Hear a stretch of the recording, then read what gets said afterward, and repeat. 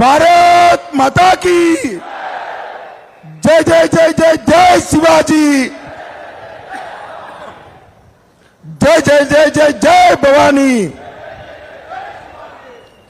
आज जालना की इस चुनाव सभा में जिनको जिताने के लिए मैं यहां आया हूं, श्रीमान राव साहेब दानवे पाटिल जी। राव साहब खड़े होइए, जरा जोर से ताली बजाओ राव साहब के लिए।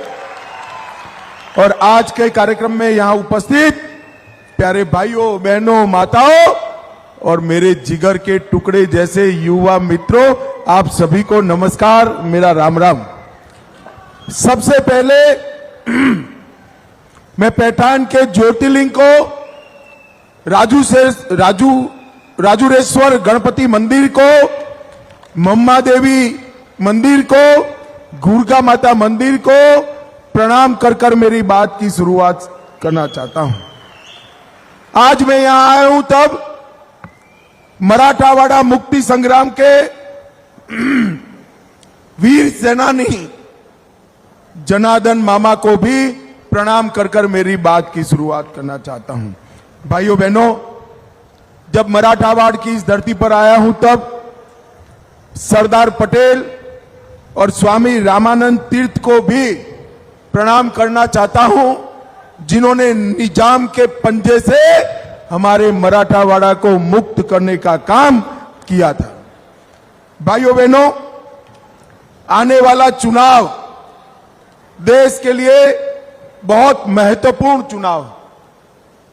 दो खेमे लगे हैं, दोनों खेमों में सेनाएं सजी हुई है और देश की जनता ने, जालना की जनता ने ये तय करना है कि अगले 5 साल तक ये देश किन के हाथों में रहेगा, किस पार्टी के हाथ में रहेगा, किस नेता के हाथ में। भाई और बहनों, एक और ये इंडी अलायंस है, 12 लाख करोड़ के घपले घोटाले भ्रष्टाचार करने वाला इंडी अलायंस अभी उनके मंत्री के यहां से 30 करोड़ रुपया कैश पकड़ा गया। कांग्रेस के एक एमपी के यहां से 350 करोड़ रुपया पकड़ा गया था। ममता जी के मंत्री के यहां से 50 करोड़ रुपया पकड़ा गया था। और कल झारखंड मुक्ति मोर्चा के मंत्री के पीए के यहां से 30 करोड़ रुपया पकड़ा। 10 साल में 12 लाख करोड़ के घपले घोटाले भ्रष्टाचार करने वाला ये इंडी अलायंस राहुल बाबा के नेतृत्व में।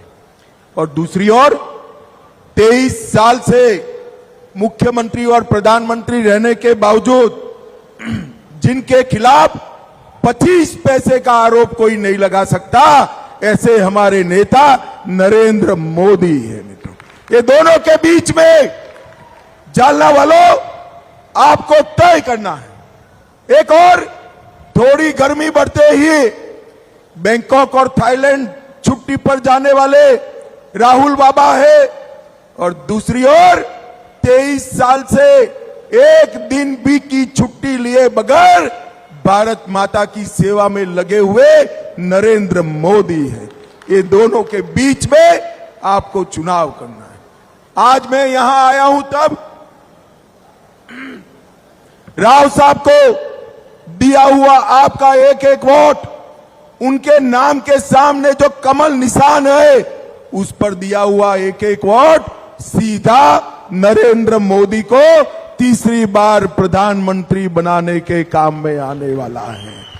भाइयों बहनों, नरेंद्र मोदी जी ने इस देश को सुरक्षित बनाया, समृद्ध बनाया, आगे बढ़ाया, दुनिया में देश का सम्मान बढ़ाने का काम किया। मैं आज जालना वालों को पूछना चाहता हूं, भाइयों बहनों बताओ, अयोध्या में राम मंदिर बनना चाहिए था या नहीं बनना चाहिए था? अरे जोर से बोलो, अंत तक बनना चाहिए था या नहीं बनना चाहिए था? ये कांग्रेस वालों ने, इंडिया अलायंस वालों ने, शरद राव एंड कंपनी ने सालों तक राम मंदिर को रोक कर रखा।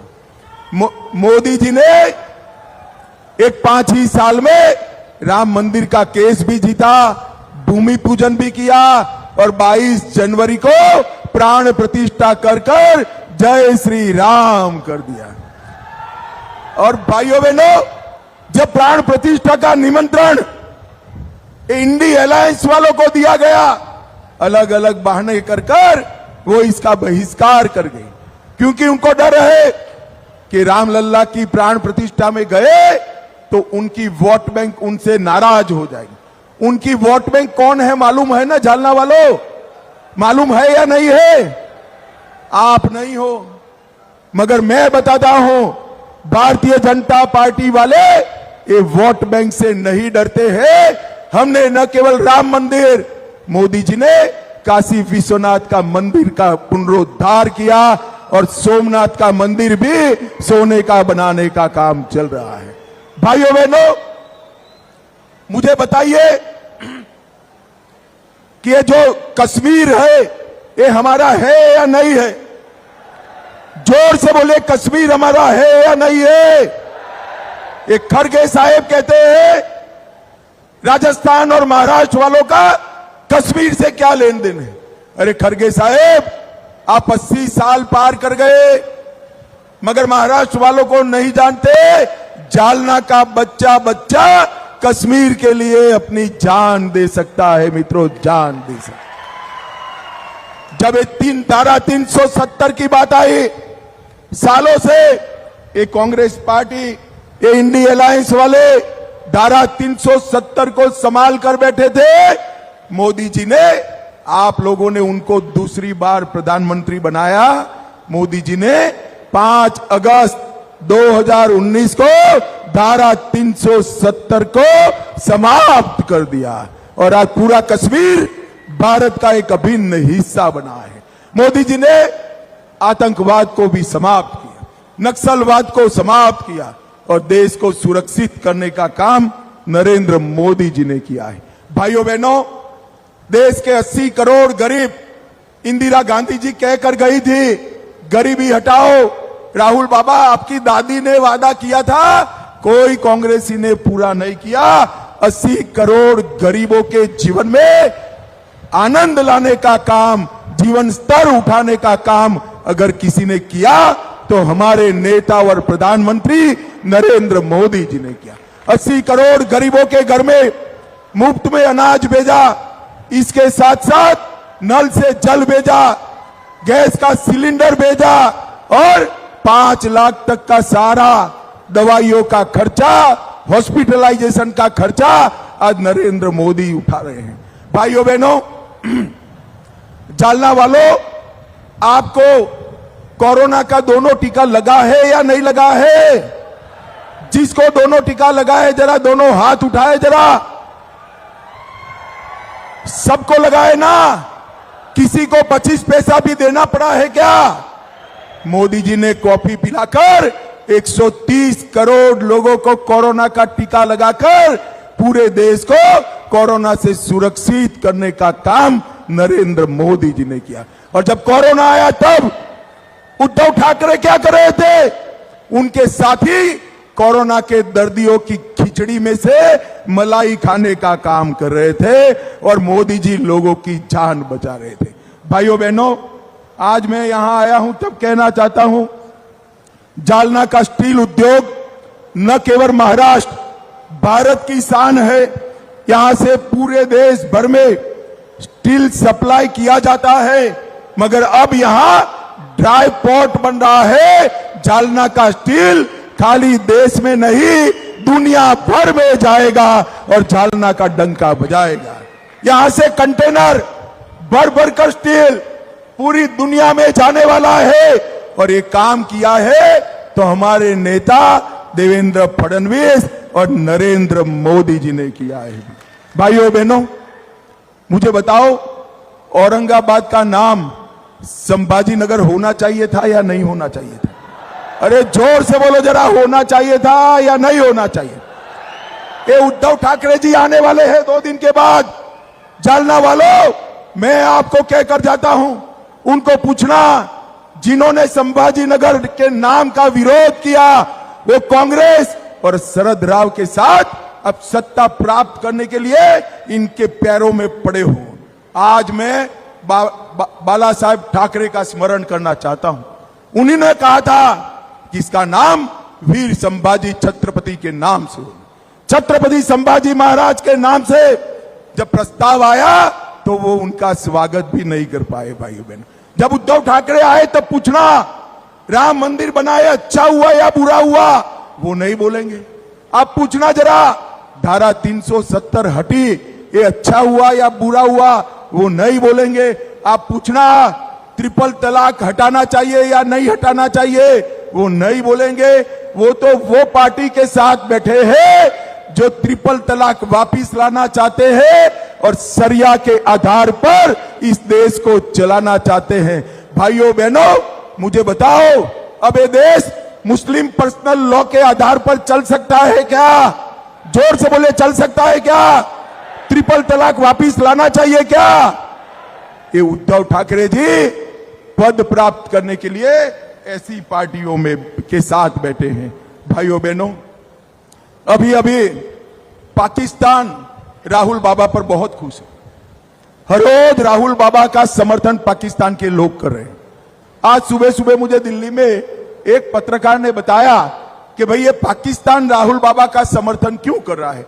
मैंने पत्रकार को कहा, मोदी जी सर्जिकल स्ट्राइक और एयर स्ट्राइक करते हैं, राहुल बाबा सवालिया निशान उठाते हैं, मोदी जी नक्सलवादियों को, आतंकवादियों को मारते हैं, राहुल बाबा सवाल उठाते हैं, मोदी जी सीए लाते हैं, ये कहते हैं हम सीए वापिस ले लेंगे।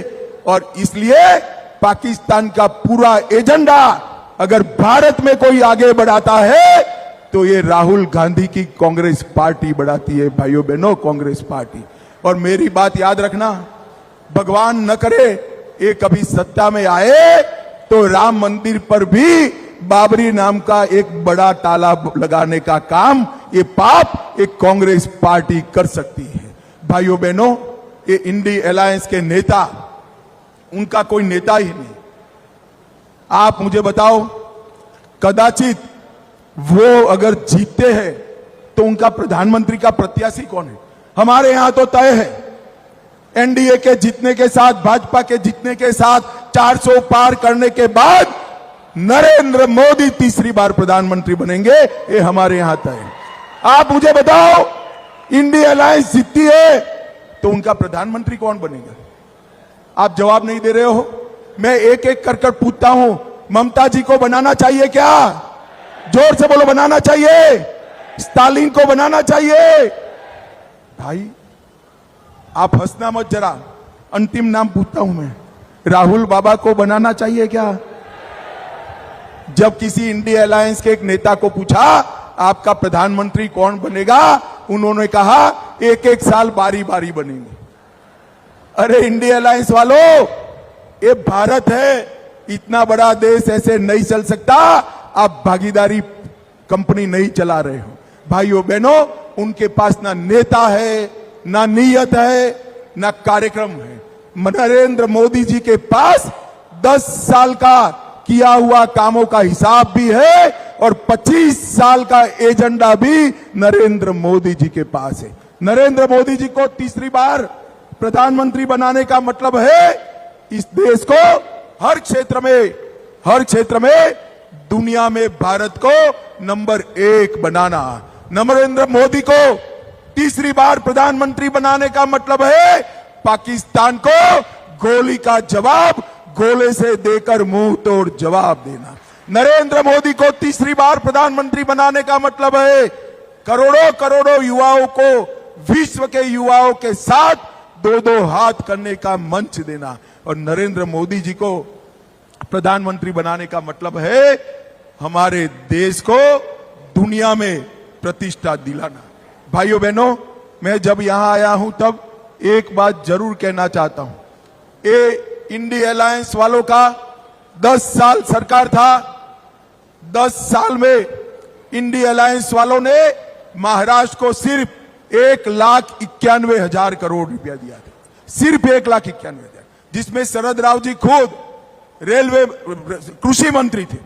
और जब मोदी जी की सरकार आई, देवेंद्र फडणवीस मुख्यमंत्री बने, 10 साल में मोदी जी ने महाराष्ट्र के विकास के लिए 1,91,000 करोड़ की जगह 9,80,000 करोड़ रुपया देने का काम नरेंद्र मोदी जी ने, ढेर सारे इंफ्रास्ट्रक्चर के प्रोजेक्ट्स दिए और देवेंद्र जी ने इन्वेस्टमेंट में महाराष्ट्र को पूरी भारत में नंबर 1 पर लाने का काम हमारे देवेंद्र फडणवीस ने किया।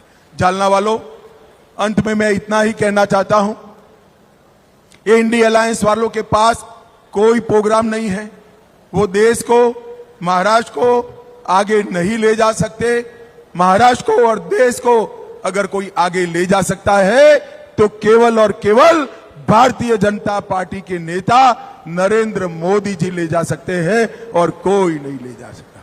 राव साहेब दानवे यहां से भाजपा के प्रत्याशी, मैं देश भर में जहां जहां जाता हूं वहां कहते हैं हमारे प्रत्याशी को आप पद दीजिए, पद दीजिए। मैं आज कहकर जाता हूं, आपने 5 बार राव साहब को चुना है, 6ठी बार चुन लीजिए। राव साहब बहुत बड़े आदमी बनने वाले हैं, मेरी बात याद रखना, बहुत बड़े आदमी। राव साहब ने 5 बार सांसद, 2 बार विधायक रहकर इस समग्र क्षेत्र को आगे बढ़ाने का काम किया है। 6ठी बार सांसद बना दो, जालना को सभी मत क्षेत्र में टॉप पर लाने का काम नरेंद्र मोदी जी करेंगे। मित्रों, नरेंद्र मोदी जी, मुझे बताइए, मोदी जी को आप सभी लोग तीसरी बार प्रधानमंत्री बनाएंगे क्या? जोर से बोलो, बनाएंगे? कमल के निशान पर बटन दबाएंगे?